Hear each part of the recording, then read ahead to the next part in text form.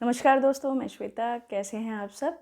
आज थोड़ा सा हम आध्यात्म की ओर चलते हैं, तो भगवान श्री राम और श्री कृष्ण जी के बारे में थोड़ी सी बात करते हैं कि दोनों ही विष्णु जी का रूप थे, लेकिन दोनों ही एक दूसरे से बिल्कुल अलग है। जहाँ एक बार श्री राम मर्यादा पुरुषोत्तम है, मर्यादा पुरुषोत्तम कि उन्होंने हर चीज़ मर्यादा में रह के की। पुत्र सबसे अच्छे वो थे, पति सबसे अच्छे वो थे, पिता सबसे अच्छे वो थे, भाई सबसे अच्छे वो थे, भक्त सबसे अच्छे वो थे। और वहीं हमारे कान्हा जी सबसे ज़्यादा नटखट थे, सबसे ज़्यादा रणनीति बनाने वाले थे, सबसे ज़्यादा वीर बहादुर बलवान थे। और अगर मोटिवेशनल स्पीकिंग की बात करें तो सबसे पहला अगर मोटिवेशनल स्पीकर किसी को माना जाता है तो वो हमारे भगवान श्री कृष्ण हैं।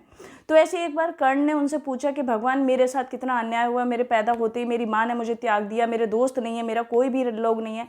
तो वहाँ कृष्ण जी ने एक छोटी सी बात कही थी कि मैं पैदा हुआ तो मेरे माँ बाप को मुझसे छीन लिया, मुझे पता नहीं कहाँ छोड़ दिया। जहाँ तक जिंदा रहने की मेरी बात आती है तो कितने बड़े बड़े राक्षस थे जिन्होंने मेरे ऊपर अटैक किया, मुझे मारने की कोशिश की। मेरा अपना सगा मामा मुझे मारने के लिए सारी प्लानिंग कर रहा था। उसके बाद में मेरी शादी हुई, शादी के बाद भी मैं अपने राज्य में नहीं रह पाया, मुझे गोकुल छोड़ना पड़ा, मुझे बरसाना छोड़ना पड़ा, मुझे राधा को छोड़ना पड़ा। लेकिन उसके बाद भी मैंने द्वारिका में आके अपना पूरा महल तैयार किया, अपना राज्य और राजनीति तैयार करी। और उसके बाद आज भी कुरुक्षेत्र में आके सबको गीता का ज्ञान दिया। तो जो चीज़ें होती हैं वो करने से होती हैं, केवल सोचने मात्र से कुछ नहीं होती। तो कुछ चीज़ें अपनी ज़िंदगी में अगर आप राम या कृष्ण बनना चाहते हैं तो उनकी कुछ उपलब्धियों को अपने जीवन में उतारिए। भगवान राम की तरह मर्यादा में रहिए और कृष्ण की तरह नटखट बन के रहिए।